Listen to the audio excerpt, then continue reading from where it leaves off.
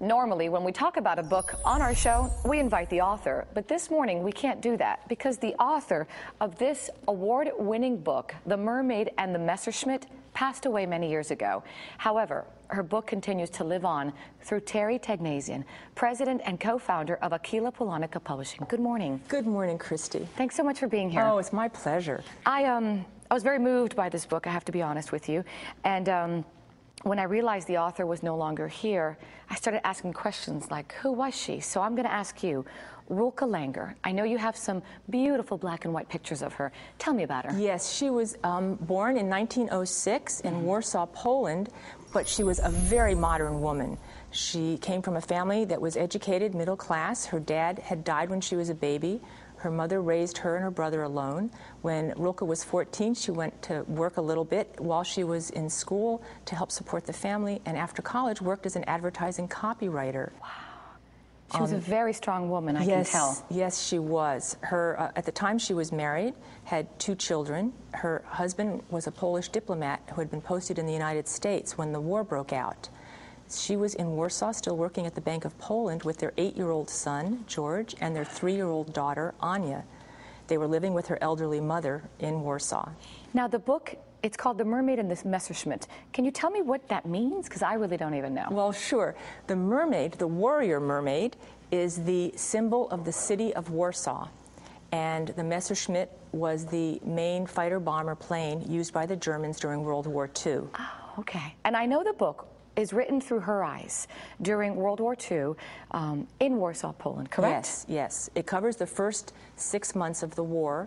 Rulka was an ordinary, average person who was really caught up in the chaos of war, and her primary focus, of course, was to protect and provide for her family, and secondarily, to help in her community.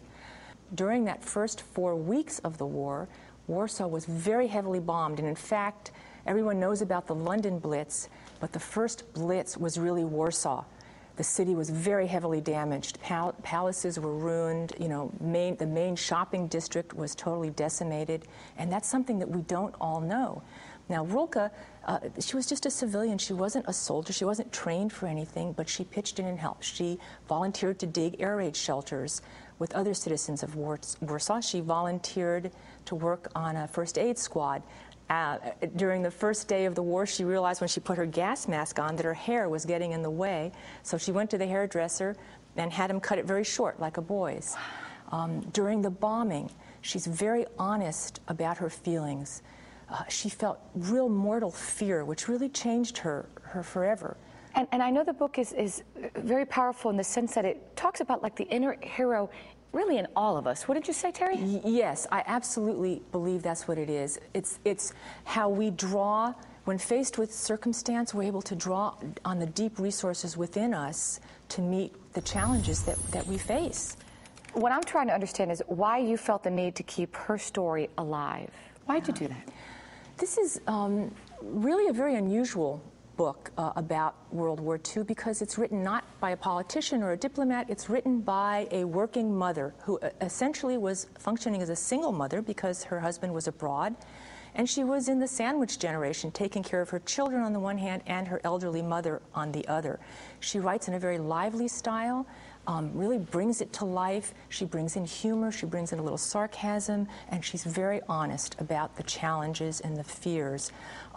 Her story is one that's disappeared from history, and in fact, the entire story of Poland in World War II, Poland was one of our allies. It fought with the United States, it helped us win World War II so that we could enjoy the freedoms we have today, and yet that story is forgotten.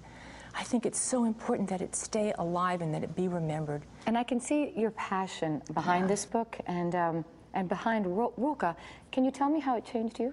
Well, her tenacity, her creativity in facing different challenges during the war, her refusal to take no for an answer really inspired me. I think it's something that we can all take to heart, learn from, remember, that when you face obstacles, you just keep going. And I can tell you, although I haven't been in a war, I did start a second career from scratch, and starting a publishing company takes a lot of tenacity.